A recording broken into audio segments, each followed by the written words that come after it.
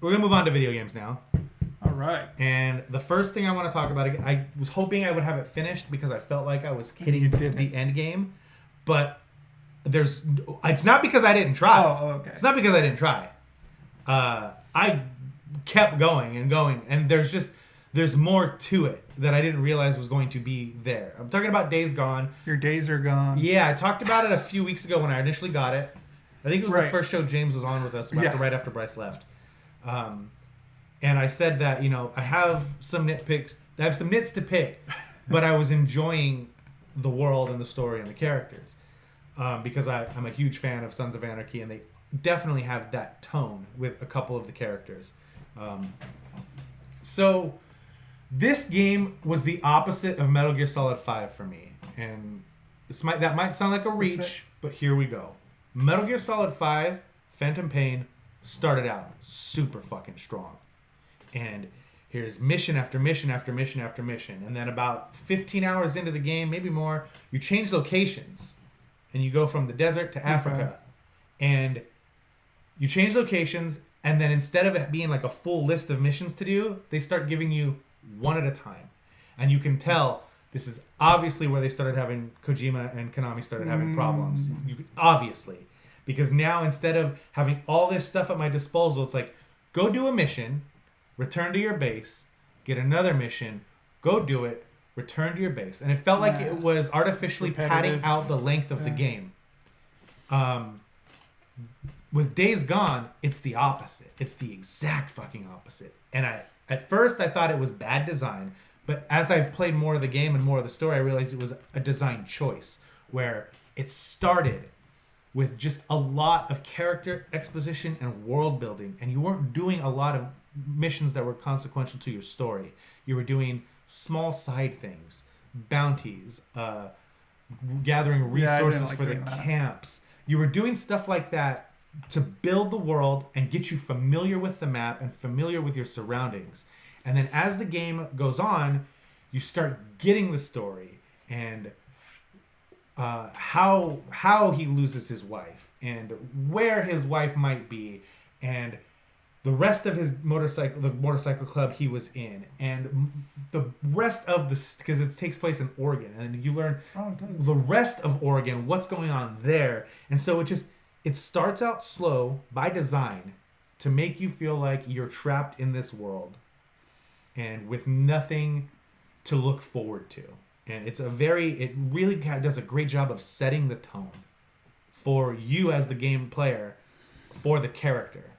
And so as it built and built and built, I found myself getting way more invested in the lead character and his supporting character, his the best friend character, and other characters that he obviously knows, but they don't do that shitty thing that usually happens in games where it's like, remember 2 years ago when we rode together on this thing? And they don't do that. They just infer that these people have a connection somehow. And they kind of leave it to you to add to that and feel that relationship.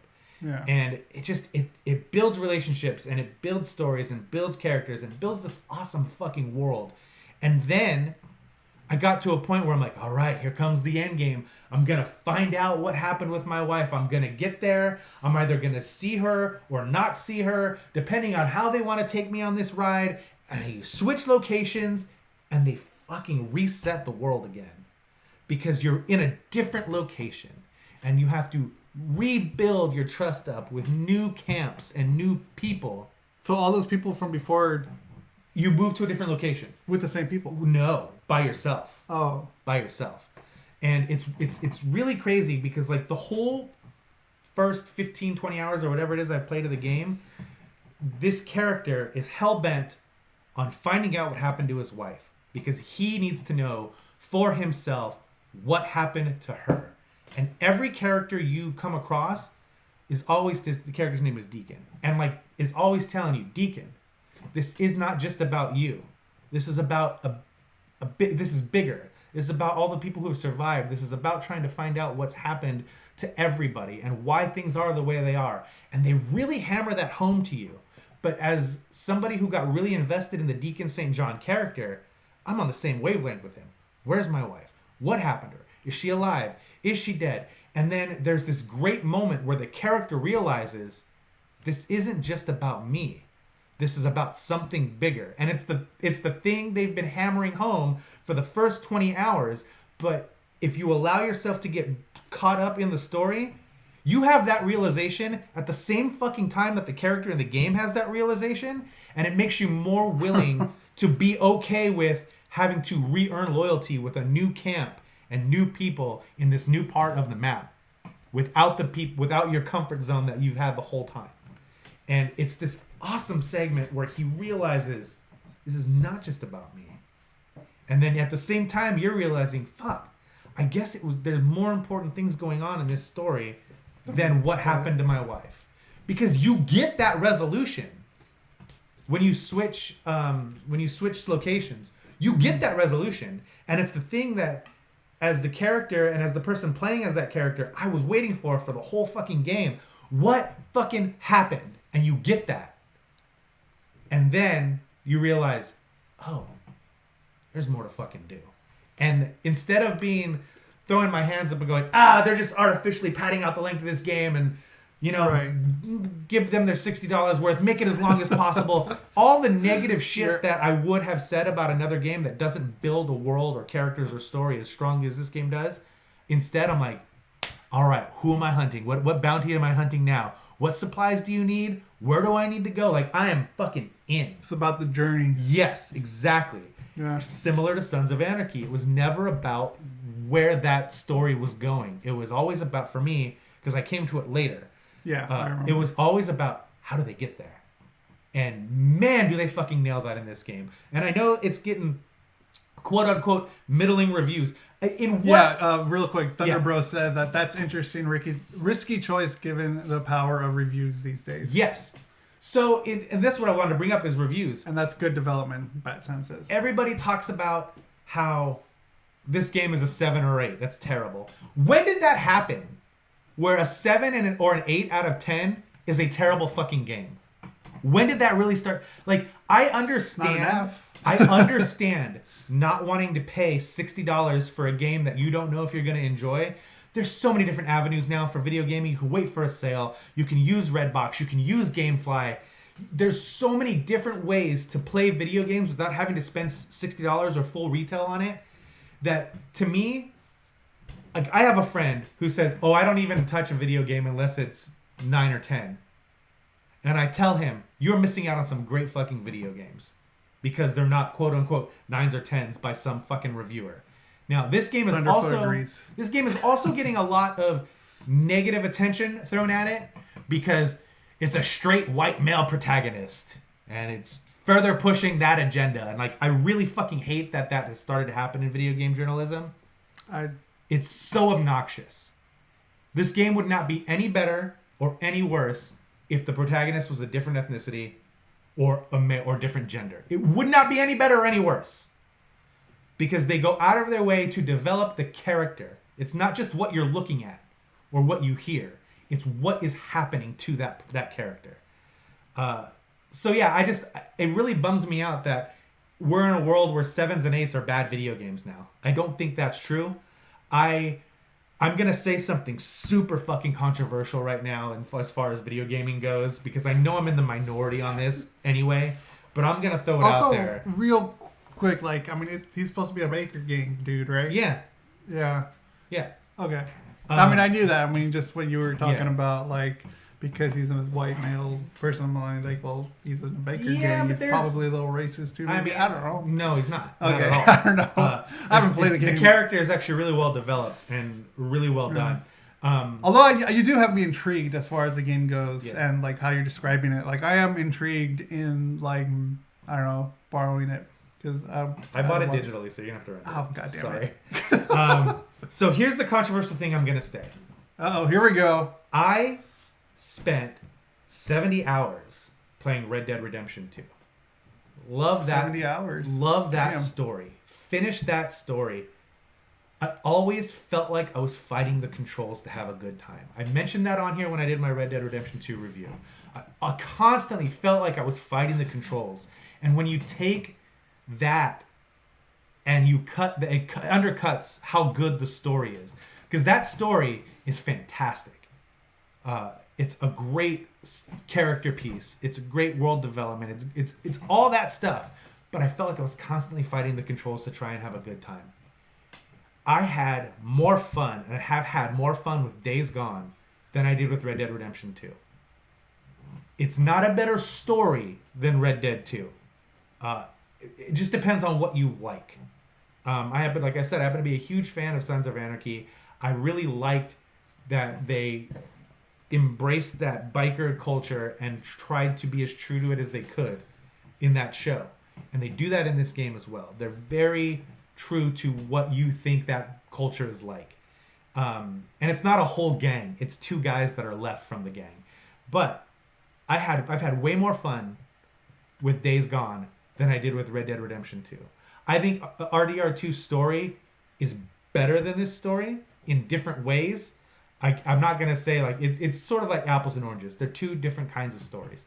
But they both have these huge revelations where they realize a big thing about themselves towards the end of the game.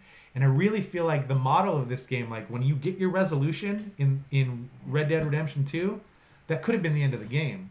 But instead, there was another 10 hours of epilogue that was fucking fantastic and probably my favorite part of the game. And in this game, when you get your resolution for Deacon, it almost feels like that could be the end and you'd be happy walking away from it. But I don't know how much longer the pieces I'm on right now, but I'm dying to find out. And I'm hoping it's just as good as, the epilogue for Red Dead Redemption 2. I don't regret my time with Red Dead. I don't regret spending the money on the game. I don't regret anything about it other than I always felt like I was fighting the controls to try and have fun with it. And now, this game isn't the best handling game, but the motorcycle stuff feels fucking awesome. It feels so good. The shooting has something to be desired. Like, it could be better, but yeah, I'm having such a good time. And my favorite part of this game, because I didn't realize it was going to be such a big thing until I started reading reviews, and I know a lot of people knocked it, but the stealth aspect of this video game is so satisfying. Yeah. It's very basic. It's very on the surface. It literally is, hunch around and hide in bushes, and you're stabbing people from behind you before they notice you. But there is nothing. Kind of like, how would you compare the stealth to? Like the more Last of Us? No, it's not quite that early nuanced. Metal Gear. Again, not that nuanced. It's more like the current Far Cry games. Oh, okay. I haven't played it. Which are really good with the stealth stuff too if you want to be stealthy. And in this game, you kind of have to be stealthy because your resources are very limited, but it doesn't feel like an artificial limitation. Whereas in some games, it's like, well, we're gonna make it scarier or harder because you don't have all this extra ammo or weapons. It really is a scavenging type of game, and that feels true to the world they built. I know I'm going on really long about this. Yeah, Thunderfoot Bros really quick said that we covered the game before it launched. It's interesting to hear your opinions about it now that it's out. That's fair. I'm not opposed to your opinion. That's funny. They could have made it DLC content. I think that's the extra 10 hours I think you were talking about. For Red Dead? They totally could have. And I would have been happy to pay it. Yeah. And then Cheesy asked to pick a color. I said purple because that's what you like. Go on, sorry. I know I'm going on along about this game, but I really feel like you have my interest though. I mean, I know you're talking about it in depth, but you piqued my interest. And I'm also trying not to spoil anything because I could very easily go out here and tell you the 5 or 6 points that make it amazing to me, but that would be a complete spoiler. And if I'm intriguing anybody to go play the game, I suggest going to rent it and play it because you know me, I'm on team form your own opinion. Yeah. And I like to think that everybody's on team form your own opinion, and you don't just take reviews as gospel and it's like, well, the so and so who I watch or read reviews of said this is a bad game, so it's a bad game. And again, I understand not wanting to go out and spend $60 every 3 weeks for a brand new game. Find ways to play it legally. Redbox, GameFly, whatever. God, I forgot about GameFly. GameFly's still around. I felt like I needed to say my piece about this game, even though I'm not done with it yet. I'm super intrigued on where it's going. I'm very happy with the character development and the world building. And at first I was like, I'm going to have to stop and put gas in my motorcycle every time I'm running out of gas. That's going to be such a fucking hassle. I gotta collect stuff to repair my bike and repair my weapons. This is gonna be See, such that's a that's hassle. the part that kind of pulls me out, is that repairing the bike and But when you have to go into an area that's infested with what they call freakers, which are zombies essentially. freakers. But they say they're not zombies, and I agree with them. They're not zombies. They're infected, and they hammer that home, is that they're not reanimated dead. like they freak They're on you. still no, they're still alive, and they go out of their way in this game to show you that they still have cognitive thinking, which is crazy because you don't really see that style of a zombie game where the zombies are still have brain power. It's usually just mindless shit. Yeah. But yeah, man, like I thought it was going to be such a hassle to find stuff to repair my bike or find gas cans or gas stations or whatever. But when you pull up to a gas station and you haven't been spotted by human enemies or non-human enemies, and you go through and meticulously take all them out, and you loot all their bodies, and you have all this cool shit now, and you go inside the building, and there's all this stuff to make, Molotov cocktails or grenades or silencers for your guns or more ammo for your crossbow, and then you come out and you fill your bike up with gas, and then you take off again. Nothing feels better than that. Nothing feels better than that. All right. Real quick here in the chat, Thunderfoot Bro says, there are a lot of games I've played that considered bad that I love. Yeah. I love the worst game ever, and that There is you go. Star Wars Masters of Terrakasi. It's a terrible game. Terrible game, but I fucking love it. Oh, so here's And of course, he's also team form your own opinion. here's my game that's a really bad game that I really enjoyed, and it's from the Xbox PS2 console generation, and it stars Bill Bellamy and Michael Madsen, and it's a remake of the Narc video games from the arcades, but it's a third-person action game. That's a bad game.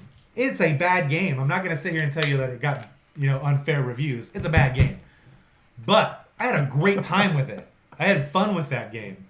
You had to go undercover and infiltrate gangs, and in order to prove that you were down, you had to take drugs as an undercover cop, and then your vision is blurred, and you got to go through the mission, and it's a bad game. But I had a lot of fun with it because Bill Bellamy and Michael Madsen play the lead characters, and funny. they're acting against each other, which is really awesome. And yeah, it's a bad game, but I had fun with it. Jaws Unleashed on the original Xbox and PS2. Terrible fucking game! But I had a lot of fun with it because it was Grand Theft Auto, but you was a shark. Like, it was literally swim to the mission point, start the mission, but you're doing the mission as a shark. It's a bad game, but I had a lot of fun with it. So I'm not saying... I think we just found a new list to make. Yes, that's another list. So I'm not going to tell you that this is the best game ever made or that is the most polished game that's out on the market right now. There's probably a better way to spend your $60, but don't listen to the hyperbole about it being an abomination or because the character is a straight white male that it's bad because of that. It's not. It's a very good game, and it's very close to being an amazing game, but there's just some things about it, and it's the stuff I talked about when I first started playing it. We've been spoiled by in-engine, in-game cutscenes where you don't break and go to a loading screen. The first few hours of this game are hard to get past because it literally is walk for 5 seconds, black loading screen, cutscene, black loading screen, you're back in control, go talk to somebody else, black loading screen, cutscene. Like, it's hard to get past that. But once you do, and once you kind of just file that away and realize, okay, when there's a cutscene happening, it's going to take me out of the moment. But they do such a good job of the voice acting and the motion capture later in the game that I totally forgive it for that. And it's something that I give a pass to because of how much I'm enjoying the characters in the story. I'll stop talking about it now because it's awfully long for it not being a full review of a finished game. I hate doing reviews of games before I finish them. But I had to get it off my chest that this is a game that is worth checking out, especially if you like Sons of Anarchy, if you like zombie-style stories, post-apocalyptic stories, survival-style mechanics, stealth mechanics. It's super fun, and as long as they stick the landing, I haven't played a lot of games yet that are brand new this year, but if they stick the landing on the story, this is going to be my favorite game of the year so far. Just barely beating out Tetris 99. But yeah, please, if you have any interest whatsoever in this game, go out and find a way to give it a shot because it's worth your time. If you have the time, it's worth it.